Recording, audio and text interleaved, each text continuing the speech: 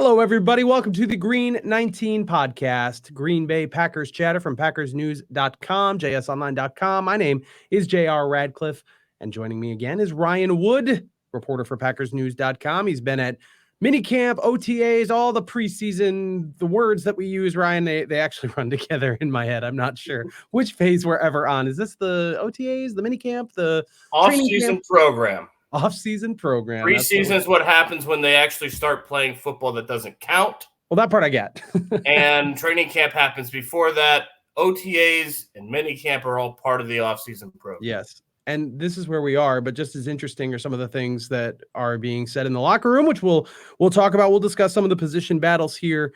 But obviously, we're always going to start talking about Jordan Love at this point. He of the looming contract, potentially. One would think that's going to happen soon. He had a really interesting interview session with you, with others, sort of being asked about the contract, being peppered with questions and giving the most short, I don't know, glib would be the wrong word to say it, but just clearly not interested in engaging answers. The answers were very short and to the point, 1 to 2 words.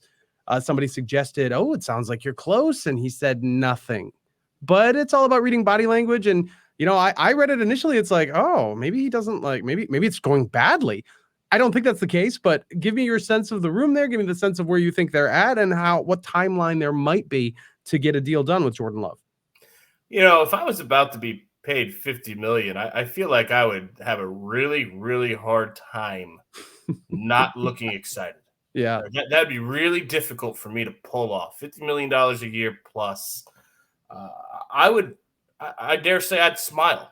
There'd be a smile at least if that was my reality. Mm-hmm. Obviously, it's not my reality. Not even close. Sorry. So yeah. I got into. I should have thrown spirals instead. But Jordan Love, there's no smiles. He you do not want to be at a poker table with this guy. He will absolutely crush you. So look, here's how we know it's going to happen. He was at the entire offseason program, and there's clearly no beef or animosity with the team. We know that because we've seen beef and animosity between Green Bay Packers quarterback and a Green Bay Packers team. So it's going to get done. It'll be fine, even if he's not smiling about it, even if he's really holding his cards close to his chest. There's no reason to panic. I think it'll be interesting when it gets done. I mean, Brian Gutekunst has said he wants it done by training camp, and Jordan Love, the little that he said that he thinks it's going to be soon. I don't think it needs to be done by training camp. I think it needs to be done by week 1. If it's not done by preseason week 1, you're not going to see Jordan. I can't imagine you're going to see Jordan Love on the field playing any kind of snaps in a meaningless game. So, and I think that if you're the Packers, you would like him to have some preseason snaps this year. I think ideally you would like to see him in this young offense. It's still a young quarterback, young offense, have a little bit of preseason exposure. So when it gets done will be interesting, but it's not nearly as interesting as Jordan Love being able to really not smile about it. That's impressive. Yeah, let me ask a question that's more general, probably for people who maybe don't follow the Packers quite as closely, but is there a logistical hurdle that comes next after, if he does sign this contract, which we assume he will? Does that change anything that they can do with the roster for this year, for the short term? And then in an even broader, more sort of like how you feel about it, how does it change Jordan Love? Like, you've been around him enough. Obviously, he doesn't come across as somebody who's going to change anything he does about himself, both on and off the field. But do you sense that there's going to be an evaluation period afterwards where it's like, well, let's see how he reacts to this, because this level of success is obviously something he hasn't had before. Yeah, I dare say that a man who could avoid smiling for the cameras on the cusp of receiving generational wealth might not change all that much when generational wealth arrives. That's just a guess. It's a hunch. There's going to be a lot of pressure for sure, like there is with any time a quarterback gets paid franchise quarterback money. The first word is franchise, right? That you are the franchise at that point. The hopes and dreams of everyone within the franchise rests with you. That is the nature of being that role for an organization.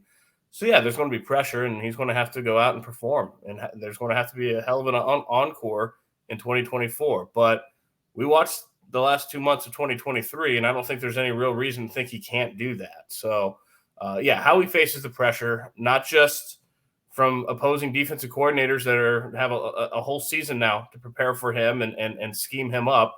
But the pressure of expectation and the contract will be worth watching. As far as how it changes the cap, the Packers historically, traditionally, the way they structure things with those signing bonuses, and they can lower the cap in the first year and then have it increase incrementally thereafter. I would imagine you're going to see something like that. Okay. How has he looked in training camp? I want to ask you about some of the position battles. That includes backup quarterback, which we'll get to in a second, but you've seen Jordan Love throw a little bit. I know that doesn't tell you a whole lot because, it's not full-fledged football, but how has he been so far? It doesn't tell me anything. This is, I think, very important, okay? They have not started playing football yet. And every year, I see the mistake being made of trying to take any football observation, any meaningful football out of June. And it's just not the way it is. Football's played in pads. If they're not in pads, they're not playing football, and they've been in shorts. Some's a little loonier than others. When you start evaluating running backs this time of year, oh boy, because what's the number one job of a running back, JR? Like you say pass pro, but number one job of running back is not to get tackled. Like, you could be the worst pass pro running back there ever was, but if you never get tackled anytime you touch the football, you're going to play every snap because you're going to take it to the house every single snap, and who cares if you can block or not? They're not tackling, so how do you know if a running back can play or not when they're not tackling? That's always eluded me. I think with Jordan Love, the thing that's interesting is a year ago, and I was guilty of this too, because a year ago there was so much intrigue. We did not know who he was going to be, and it was kind of a big deal who he was going to be coming off in the wake of a 4-time MVP, the transition franchise from one quarterback to the other. It was a huge. I charted play-by-play last June, which is about the dumbest thing I've ever done because it's not football. Right. We've seen Jordan Love at this point, the good, the bad. We've seen it all in between. Whatever we see from him in June is not – last October, week 8 against the Minnesota Vikings, this is a quarterback and an offense that couldn't get a first down until the very end of the first half. They ended up being one of the best offenses in the league down the stretch. What happens in June doesn't matter. It just not being dour. It just does not matter because what happens in September and October often doesn't matter. Jordan Love did hit 9 straight completions in practice in the last day of minicamp. Cool. It's not football. So I think when they strap the pads, it's going to be very interesting to see. Okay, well, all that said, let's make more evaluations from the non-football portion of the offseason program. Oh, I know. I want to be stubborn with this. So yeah, give me your best. But well, it's a rule I have. I don't make football observations off June. Yes, I don't do it. There are bigger issues than backup quarterback, but while we're on the position, Michael Pratt and Sean Clifford I think are interesting, and it isn't even just about what they've done on the field or whatever we consider on the field is at this point, but you're talking about a guy who, has experience in the system versus a guy who is drafted and seemingly a very, mature leader type quarterback who may not have the measurables, but I don't know if Sean Clifford is thought of as a measurables guy either. So in that sense, they have some similarities. Do you have a sense of would the Packers, I assume they're only going to keep 2 quarterbacks, but I don't know. Would they be willing to go to 3? And if so, who would maybe be the guy to be more likely to land on the practice squad? I don't know if you have any sense of that operation thus far at all. I don't know how you draft Michael Pratt when you have Sean Clifford on the roster already if you're not willing to keep 3 quarterbacks on the 53. Now, there's a massive difference between being willing to do it and actually doing it, right? Both of those guys are going to have to earn that. But what's the upshot here of having, you've got a young stud starting quarterback, and he is young and he's talented. What's the upshot of having 2 developmental projects behind him if you're not going to actually try to develop them? If you're going to give Michael Pratt a look-see for a couple months and then set him off potentially into the wild, releasing him, letting him clear waivers. And if he clears waivers, you bring him back to practice squad. And very likely, he might clear waivers if you release him. But then you're risking a drafted quarterback getting signed up by another team. So I think that they'd have to be willing to keep 3. I think it's going to be a fascinating battle One of the things that this time of year does, it's when I say there's no football going on, it's not like this time of year is worthless. It's not like it's useless. It's certainly for the team. For the team, it's a classroom on the field, right? It's not football, but it's taking their classroom studies, especially with the new defense, Jeff Hafley, new scheme, but taking their classroom studies for young players, especially, and converting that onto the field and really practice. So that once training camp begins, once the real football starts, they've got the mental acuity to go out and play it in this system. But the other thing that this time of year does is it often sets up a lot of questions that get answered, a lot of mysteries that get unraveled early parts of camp. And for me, this backup quarterback battle is about as fascinating as anything on the roster, because Sean Clifford looked like he looked real good in the preseason last year. I don't want to overhype it, but you saw him in Cincinnati. I mean, he had this gunslinger mentality that I think took people by surprise. He was a surprising 5th-round pick in the draft last year out of Penn State. Had played a lot of football in college, but as you said, the measurables weren't really there. And then he comes in, he just slings it around the yard. Has a good preseason, some spot garbage time duty last year. He hit a big pass wide open to Bo Melton, Minnesota. Had a solid rookie year, and under other circumstances, the draft went differently. I think would have expected right now to have a stranglehold on the backup job, except Michael Pratt comes in, and he was a surprise at a 7th-round pick because everyone thought he'd be drafted higher. And so now, I don't know if Michael Pratt's going to be a good quarterback or not, but he can whip it. The ball leaves his hand very impressively. He's got some zip. So I think it's going to be really interesting once camp starts, once they actually start playing football, to see this backup battle. Here's one you cannot definitively answer based on what you've seen, because both going to the cornerback battle from quarterback to cornerback, both with Jair Alexander unavailable, you've had both Eric Stokes and Carrington Valentine on the field.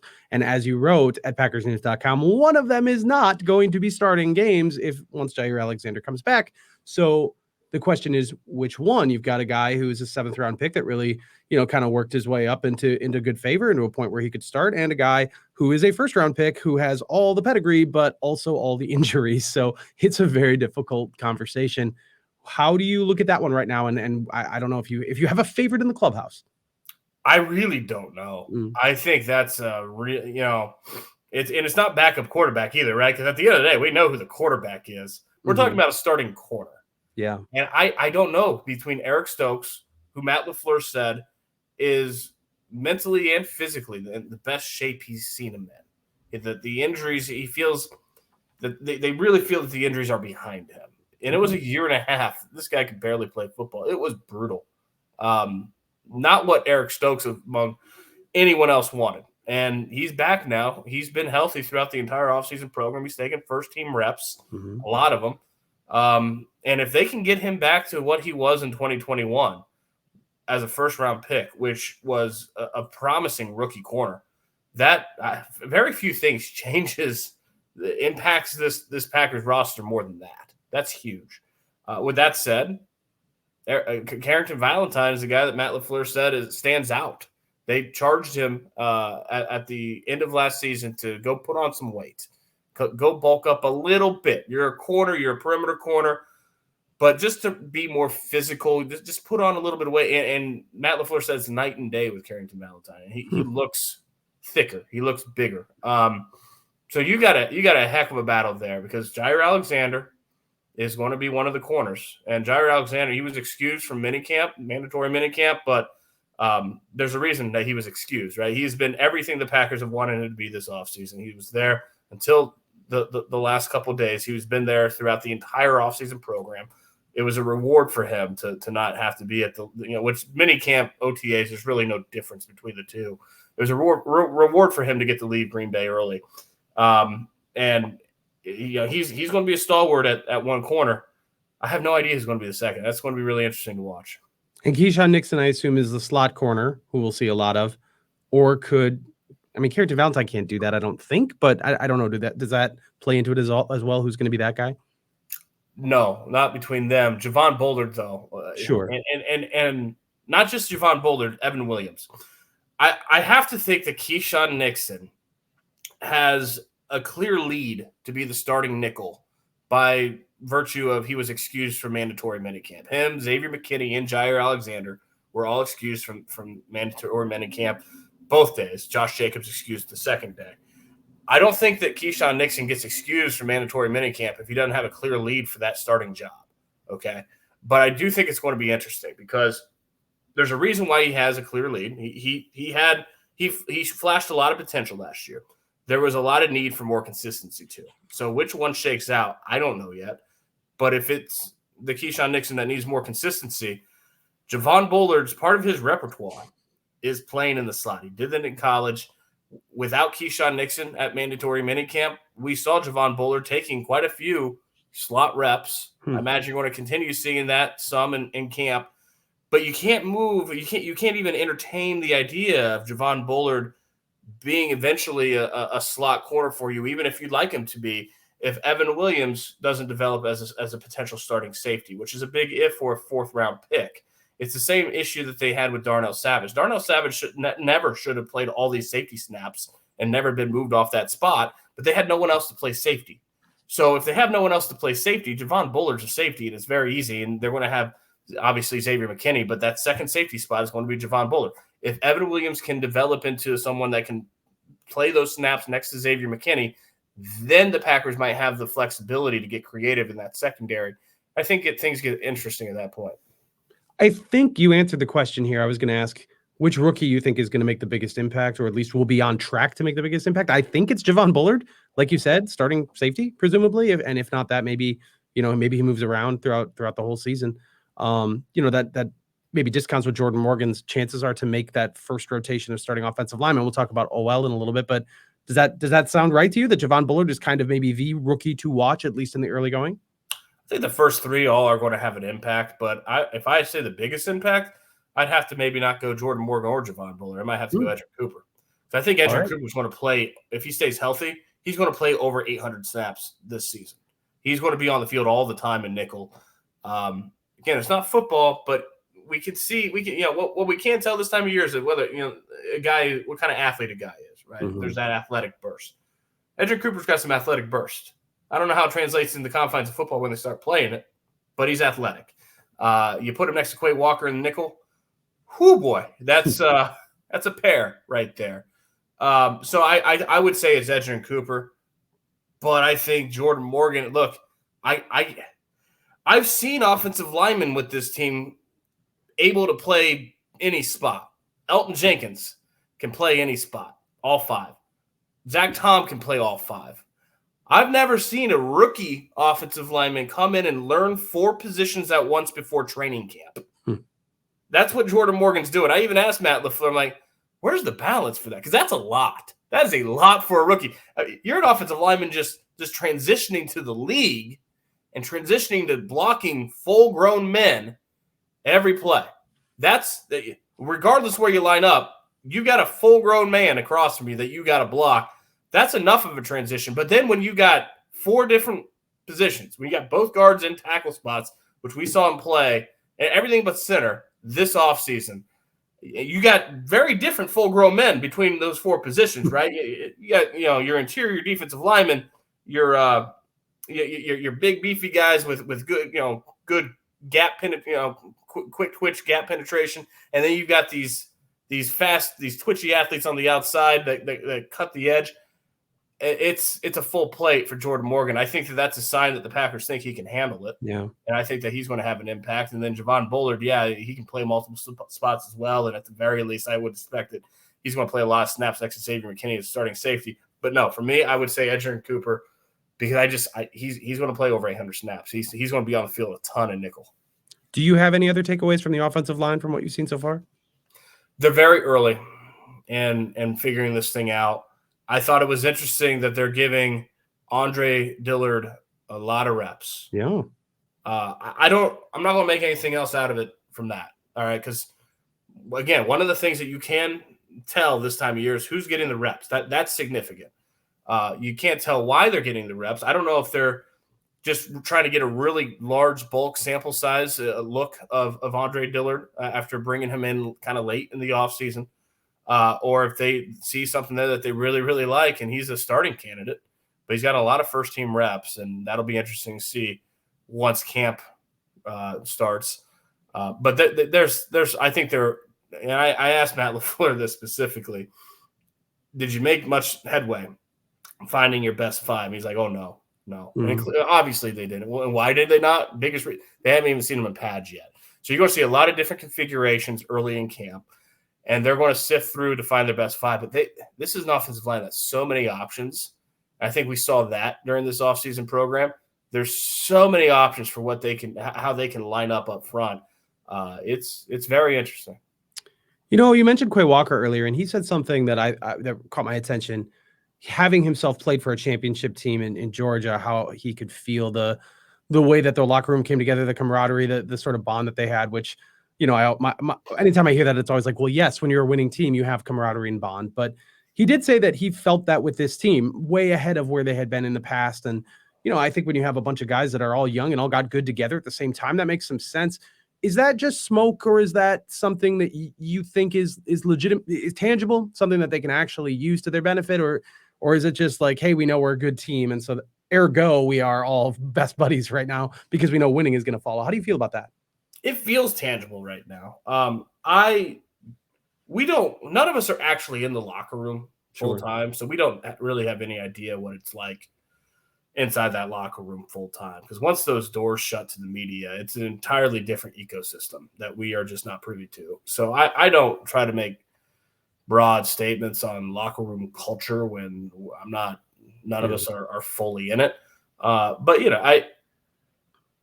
I do see. Last day of minicamp, Jordan Love goes up to Christian Watson at his locker. They're talking about something. I don't even think it didn't have the vibe of like anything football related, just chatting.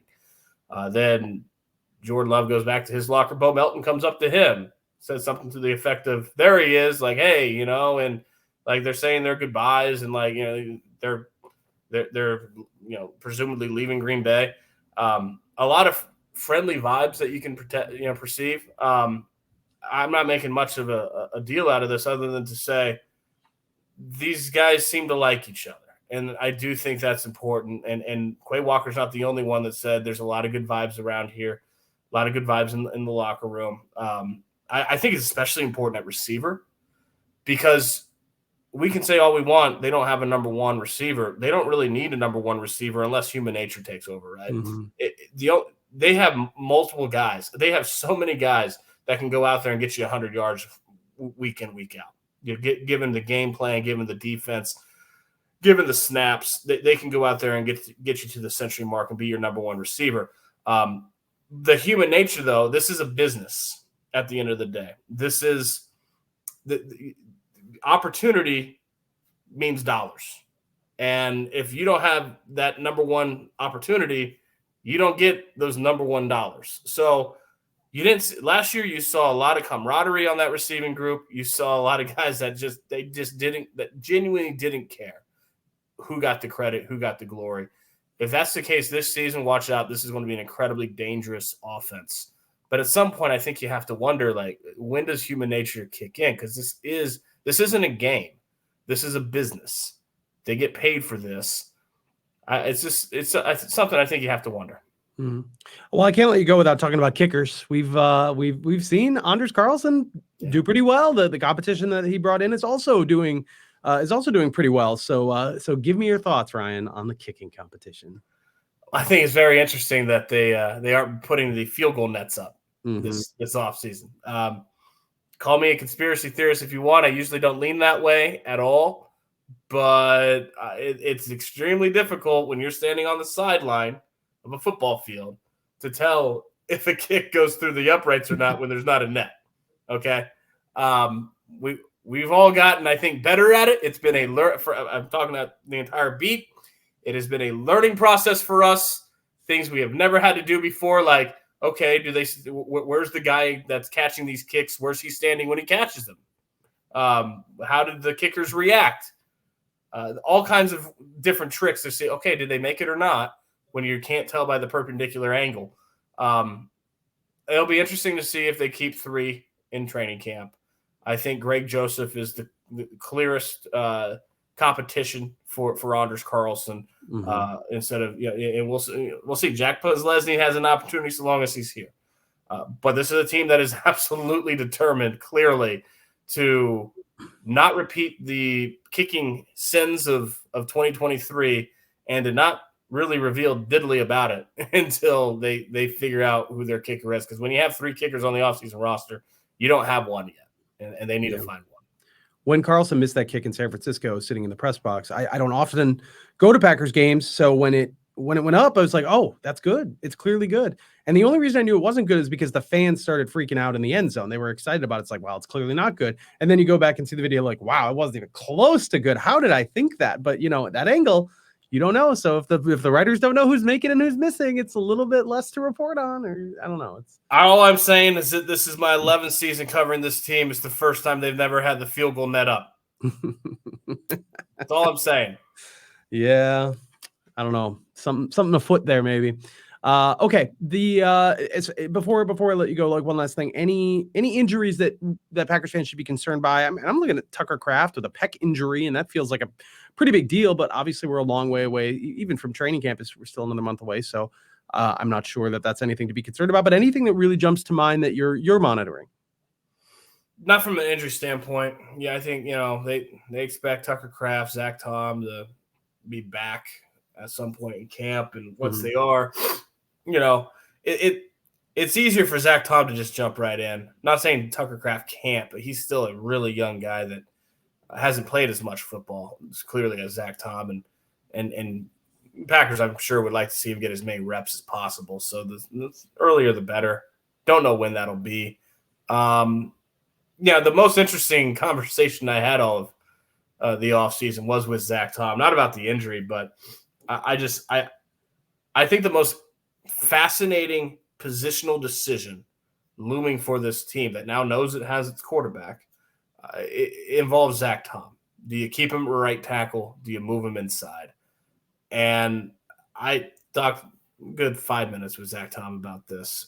And he said it basically boiled down to, I'm not going to say no if they want to move me inside eventually. I don't know what my agent would say. Because when you're talking about Zack Tom potentially moving from right tackle to center, you're talking about a wide receiver 1 moving to tight end, and they getting paid like it. The top paid right tackle in the league right now, Penei Sewell, is $28 million a year. His teammate Frank Ragnow is the top paid center at $13.5 million a year. Not even half of what the top paid right tackle gets. Zack Tom's a really good right tackle. You don't move number 1 receivers to tight end for that reason. I have a hard time seeing them ever. And Zack Tom told me point blank, I wouldn't say no, ever seeing Zack Tom move to center, given the difference in money. It's a massive difference. And this is a business. It's not a game. So I that's not a 2024 problem, because he's going to compete at right tackle. He's going to start out at right tackle in camp. If Jordan Morgan or Rasheed Walker can kick him inside, it would be right guard. Josh Myers is the center for 2024. The coach has made that clear. But I think long term, I think starting next spring, when, oh, by the way, Zack Tom is extension eligible because he'll be going into his final year of his rookie deal, then I think it'll be very interesting to see what his future is, because he's going to be on the line, but where at? I love the diplomatic way he put it. Well, I don't mind. I'm up for anything. My agent might not be. My agent might mind. I love it. I asked him, I was like, isn't there like a business side of this? And he's like, a business perspective for sure. Yes. Because Zack Tom's not dumb. He is as smart of a football player as they have in that locker room. He is a cerebral guy. He gets the business side. That's going to be interesting. All right. Anything else? Maybe who the odd man out would be in the receiving room if it were opened up today? I don't know if there's any other takeaways that you have thus far. No, I think receiving room needs to sort itself out. All right. He is Ryan Wood. Find everything he has at packersnews.com. Of course, as we get closer to, I think, July 22nd, it's an early training camp this year, I believe. So we have a month before more Packers news will come flowing out. Although, of course, there could be Jordan Love news between then and now. We will see. But thanks for tuning into this episode of the Green 19 podcast. We'll be back with you again very soon. Ta-ta.